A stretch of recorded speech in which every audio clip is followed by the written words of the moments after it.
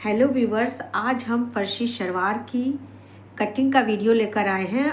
हम जो है फर्शी शलवार की कटिंग का ऐसा टिप्स एंड ट्रिक्स लेकर आए हैं कि आप देखने के बाद कहेंगे कि आपने पहले क्यों नहीं बताया। बहुत ही इजी तरीके से फर्शी शलवार की कटिंग और स्टिचिंग आज हम आपको सिखाएंगे।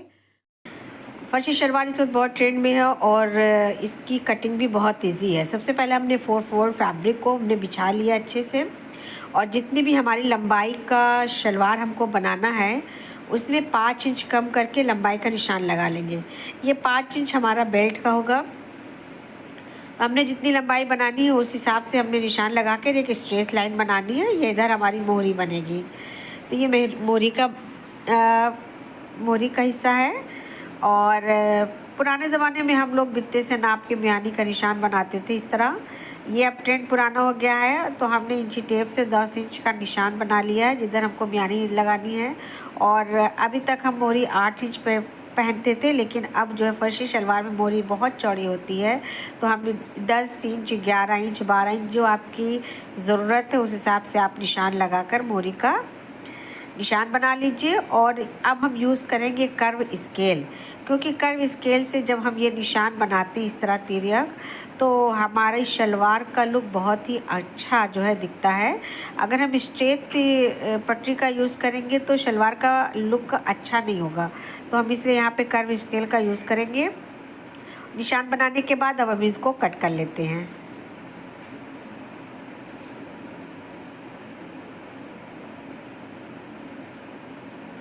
हम यहाँ म्यानी के पास से कटिंग करना शुरू करते हैं, जहाँ हमको म्यानी लगानी है, आसन के पास।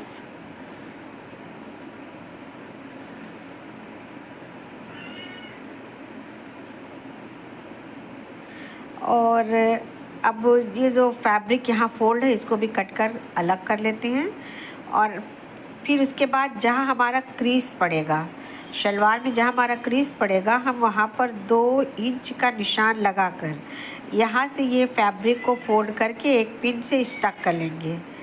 क्योंकि ये जो हम पिन से स्टक करेंगे तो ये क्रीज जो है हमारी बिल्कुल पैरों पे गिरेगी और फर्शी शलवार का लुक बहुत ही खूबसूरत दिखेगा। इसलिए हमको यहाँ पे 2 इंच का ये फैब्रिक फोल्ड कर लेना है। दोनों साइड हम ऐसा ही करेंगे, और फैब्रिक का जो फोल्ड है वो बीच की तरफ आना चाहिए। हमको इस तरह फोल्ड करना है।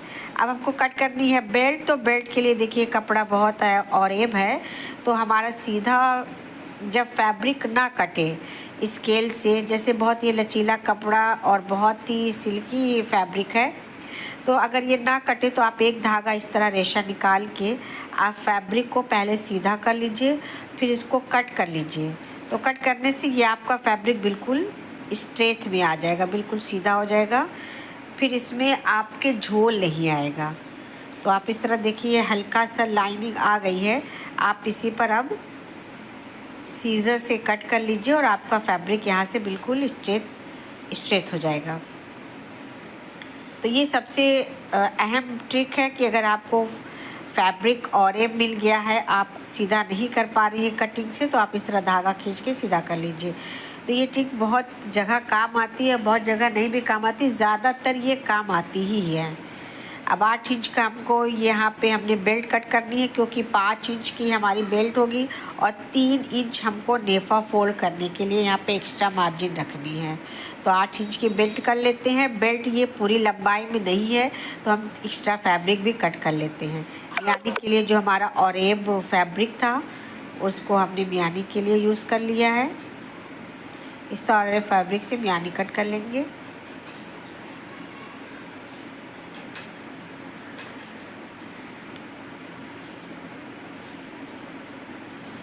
हमने इसमें पेस्टिंग बकरम का यूज़ नहीं किया है मोहरी में, हम इसमें फ्यूजिंग का यूज़ किया है।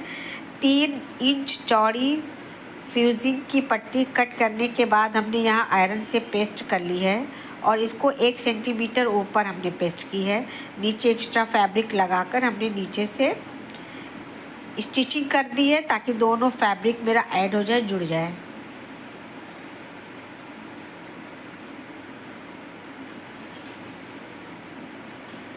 यहाँ हमने पेस्टिंग बकरम का यूज़ नहीं किया है, क्योंकि पेस्टिंग बकरम यूज़ करने का मकसद ये है कि बहुत मोहरी हार्ड हो जाएगी, इसलिए हमने फ्यूजिंग का यूज़ किया। ये थोड़ा नरम होता है और आपका टाइट भी रहेगा।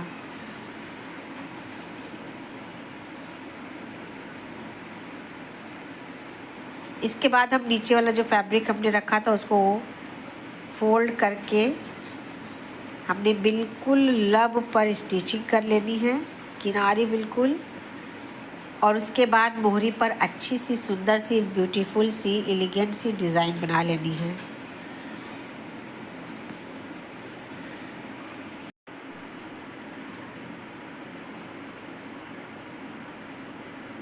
हम बिल्कुल लब पे सिलाई करने के लिए नाखून का भी इस्तेमाल कर सकते हैं, क्योंकि नाखून से ऐसे प्रेस करने से फैब्रिक आपका बैठ जाएगा और बिल्कुल लब पर अच्छे से स्टिचिंग हो जाएगी।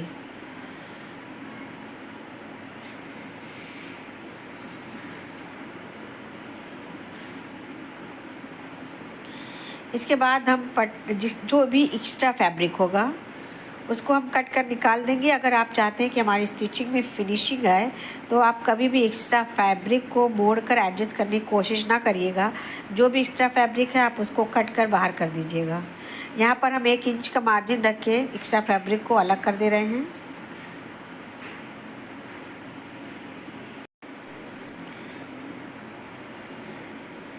इस तरह हमने फोल्ड करके स्टिचिंग करनी है। अब हमने क्या करना है, पटरी से स्ट्रेट लाइनें बना लेनी है मोहरी पर, ताकि सिलाई करने में हमारी जो स्टिचिंग जो है सिलाई है वो हमारा इधर उधर ना जाए। उसके बाद हमने सिलाई पर सिलाई कर लेनी है और दोनों स्टिचिंग के बीच में हमने डिज़ाइन बना लेनी है मोहरी पर। बहुत ही एलिगेंट और नाइस डिज़ाइन बना लेनी है।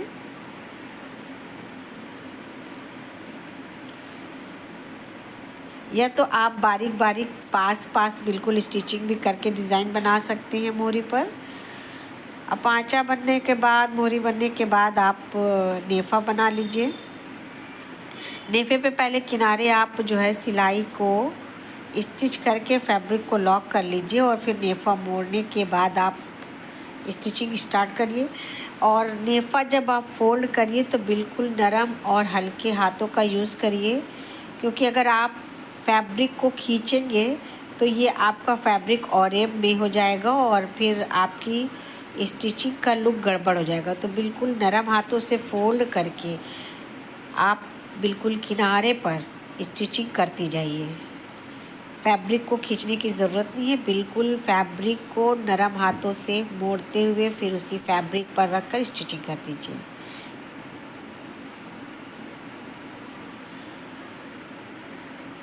नेफ़ा तैयार होने के बाद ये आपकी बेल्ट तैयार हो जाएगी।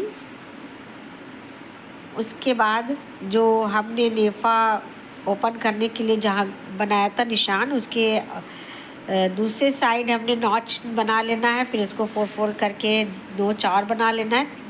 ये हमारा नॉच जो है ये साइड का होगा, वो बैक का था। इस तरह हमने निशान बना लेना है और फिर हमने इसमें इस पार्ट में हमने म्यानी लगा के साइड की सिलाई करके इस पार्ट को भी हमने कंप्लीट कर लिया है। अब इस फैब्रिक को हमको सीधा कर लेना है और फिर 2 इंच का निशान लगा के हमने इस फैब्रिक को इस तरह फोल्ड करके पिन से स्टक कर लेना है, क्योंकि यहाँ पे हमारा क्रीज पड़ेगा। जब हम सिलाई करेंगे तो इस फैब्रिक का रुख इधर होना चाहिए और इस साइड का जो फैब्रिक का रुख इस तरफ अंदर की तरफ होना चाहिए, यानी आमने सामने होना चाहिए। और ये पार्ट हमारा सामने का है, फ्रंट का है।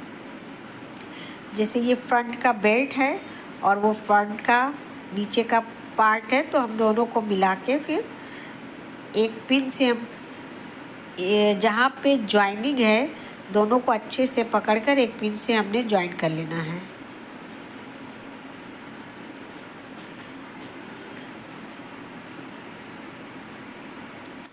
और